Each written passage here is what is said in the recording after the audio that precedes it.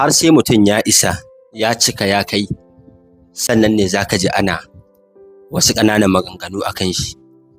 Ba abin damuwa ba ne don ka tsinci kanka a yanayin da zai zamana cewa wasu mutane suna warewa suna surutu a kanka, suna ƙananan maganganu a kanka. Ba abin damuwa ba ne. Abu guda ɗaya da za ka yi shi ne ka tsaya ka duba, shin wannan abubuwan da suke faɗa haka suke? In dai har ka tabbatar cewa wannan abu da suke faɗa a kanka haka abubuwan nan suke, to sai ka ɗauki matakin gyarawa da karan kanka, saboda babu wanda zai zo ya gyara maka.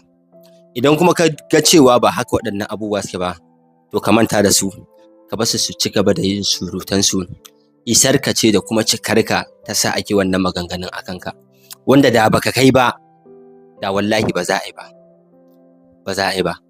Kana da aikin yi, kana da abubuwan da ka sanya a gaba, ka je ka ci gaba da mai da hankali akan abin da ka sanya a gaba.